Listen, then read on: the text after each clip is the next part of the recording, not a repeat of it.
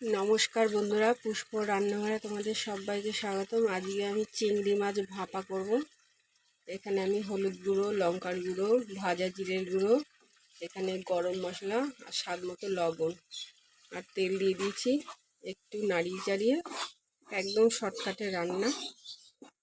একটু আমি নাড়িয়ে চাড়িয়ে অল্প জল দিয়ে গ্যাস সিমে করে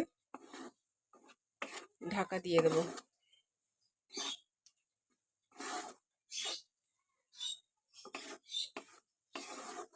এরকম একদিন করে দেখবে, একদম টাইম লাগে না, কিন্তু খেতে দারুণ লাগে গরম ভাতের সঙ্গে।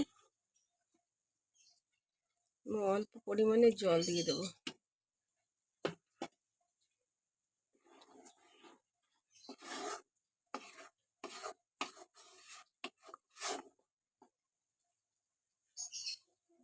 এবার আমি ঢাকা দিয়ে দেবো।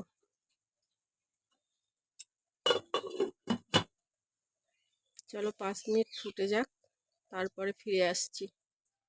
তোমরা এইভাবে একদম একদিন করে খেয়ে দেখবে। যারা চিংড়ি প্রেমী তারা অবশ্যই করে খেয়ে দেখবে, দারুণ লাগে। দেখো বন্ধুরা, আমার চিংড়ি ভাপা হয়ে গেছে। এবার আমি নামিয়ে নেব। একদম টাইম লাগে না, চটজলদি, যে হাতে টাইম নেই, তাড়াতাড়ি করে সব কিছু দিয়ে মেখে বসিয়ে দিলাম, হয়ে গেল। চলো এবার নামিয়ে নিই। কি সুন্দর একটা সেন্ট বেরিয়েছে।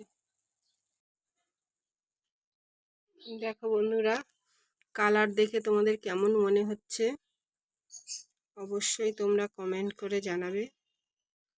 আর যদি ভালো লেগে থাকে তাহলে লাইক, কমেন্ট, শেয়ার করবে অবশ্যই। রাখি বন্ধু, টাটা।